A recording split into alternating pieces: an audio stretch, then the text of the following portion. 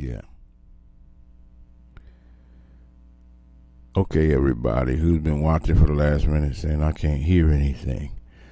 I was taking questions and answering questions behind the scene on my podcast, and now I'll share with y'all what I was saying. What I was saying and what I've been saying for the last couple of minutes, because I know y'all are probably typing, can't hear you, Reverend, can't hear you. I was running two things at one time, and so I was just answering questions. I answered 4 questions, and I'll tell you what I answered. And so my setup, one of the questions was, what is your setup? So I'll give you my setup. Most people don't do this, but it's no big deal to me. It's something that we should share, and everybody can do it. My setup it consists of 2 computers, 3 computers, but 2 serve as my monitor. So I take in the questions, the Q&A. I take in the questions from my 2 monitors. One is my email. One is set to all of the chats that are on the various social media sites. And I know y'all are saying we couldn't hear you, and you didn't respond to that. That's I was running the other podcast, and so what I do is I look at the phone, I look at the 2 monitors, and I run everything through my program on my laptop. Okay.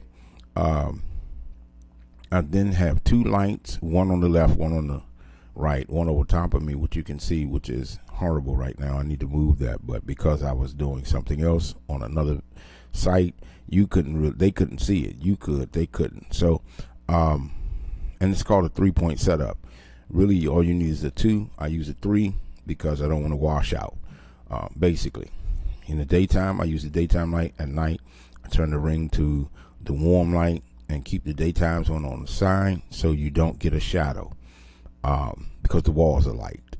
Home setup, studio, home, studio, at the studio or at church, everything's dark, everything's blacked out, so you don't get the shadow regardless.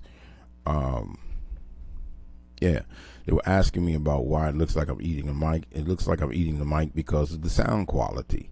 I'm really about a thumb and a pinky length away from the mic, but it doesn't look like that because of the angle and the way I'm sitting. So can I take these off? Yes. And you'll still be able to hear me, but I won't be able to hear myself, and that kind of messes with me as a musician. Okay. And I'll wrap this up really quickly. The other question I answered was, how much does that rig cost? It's going to cost you about $100. It costs you about $100. You can run this what I'm running for $100 if you use your cell phone. A lot of people recommend you don't. That's not my recommendation. My recommendation is use whatever you have. Do the best you can with what you have. Okay, find creative ways to use your stuff without spending a whole lot of money. Finally, well, I answered 2 more questions, but I just combined them all. Interviews on my program. My software allows me to simultaneously interview about 10 to 20 people. I haven't pushed it, so I don't know, but I do know the minimum is 10. Okay. And then the final question. And yes, we use our church's number. You can text us to that number, 240-776-6006. If you have any questions, you can text that to me there, or you can actually chat your questions right there, and I'll get with you. I can see them in the program. It's just a matter of getting to the computer or the keyboard and typing. Generally, why I have somebody answering questions, typing and answering questions. That's their job, to actually answer questions and be interactive. No secrets here. I'm trying to help everybody. Yes. So I when we go live, it was one of the questions I asked. So when we go live, like I'm live now, but when we go live at church, yes, we don't have the mic, the condenser mics, but we use the condenser mics in podcast, the vlog, behind the scenes stuff, because it gives you a cleaner sound, and you can control it. The headphones help you control surrounding noise and feedback, rather than using your studio monitors. But yes, we do have studio monitors as well. And then I think that was all of the questions I answered, and I apologize for those of you who were just watching me make faces or look like I was playing.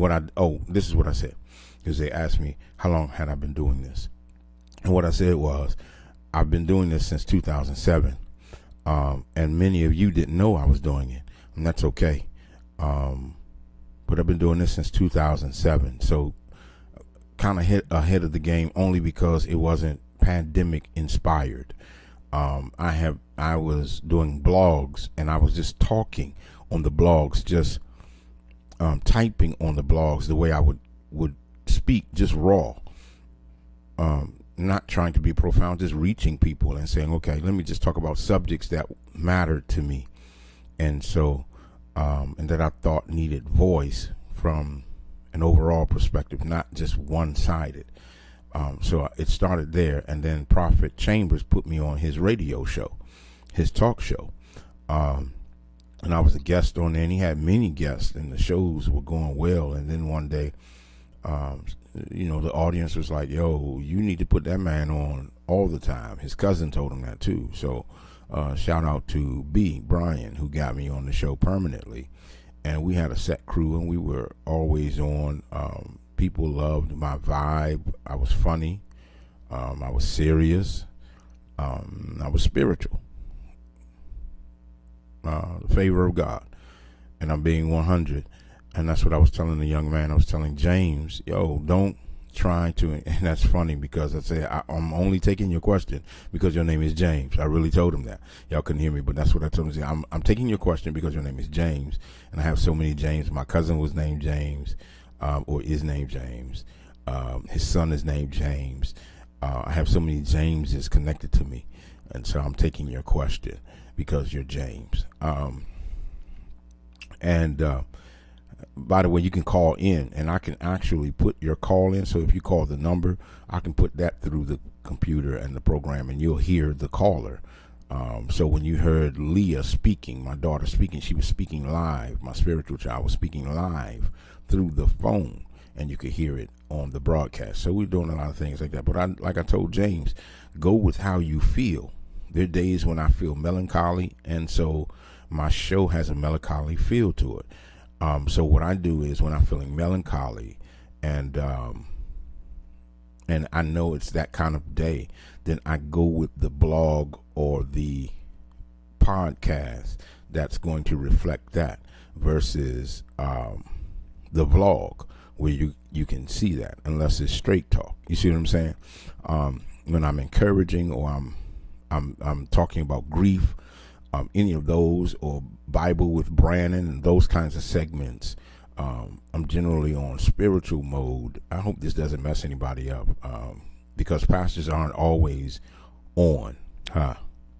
That was for my friend. Pastors aren't always on. We are chill. We are human. So even when you're chill and you're human, like this side, laid back. And I got a lot of questions on Saturday about how I do what I do. So now I'm showing you.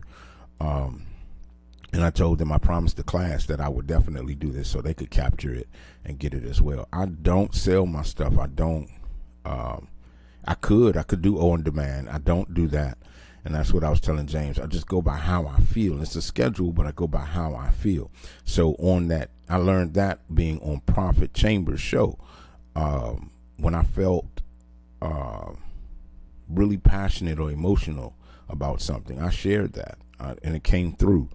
And just needless to say, being myself garnered me a spot on his show, which our church grew from that, and people were like, we want to hear him. I wasn't like that in the pulpit, meaning I didn't approach God's word that way.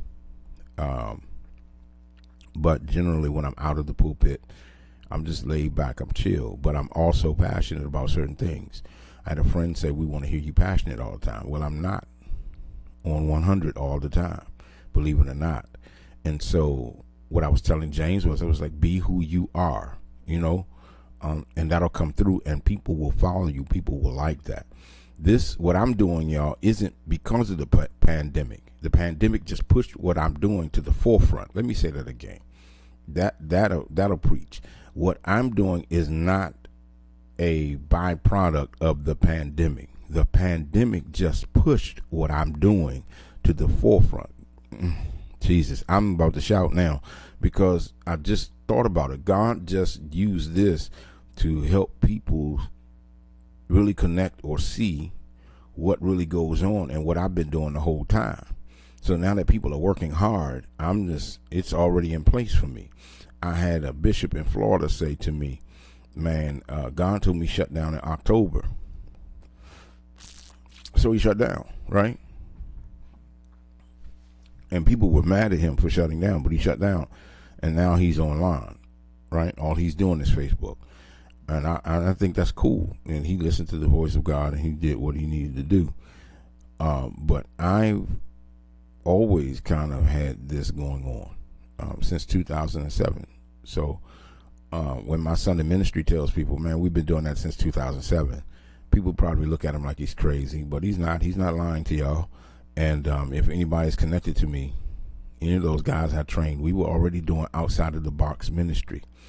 I had them preaching in Golden Corral and stuff like that. So I've always been outside of the box because I believe that it prepares you for situations like this.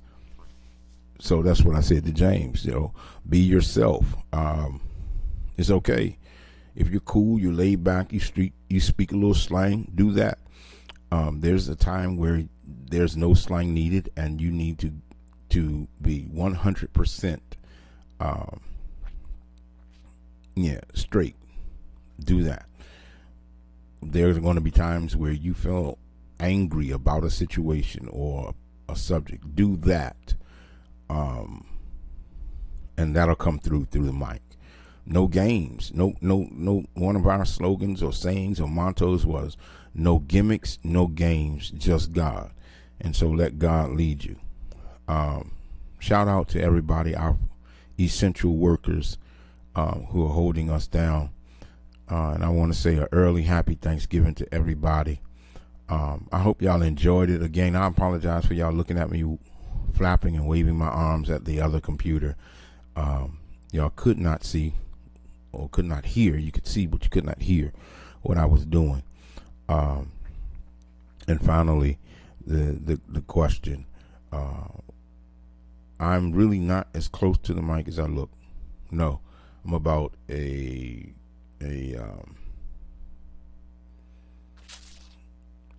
thumb to pinky length away, but because of angles and the way I sit, it makes it look differently. And yeah, you can take all of the stuff off, but you won't hear yourself and you may get feedback.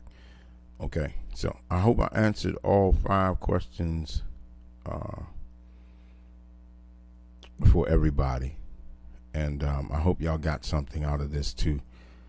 To my other listeners and onlookers, I'm out. Love y'all. We always gonna end with a peace. Have a great day.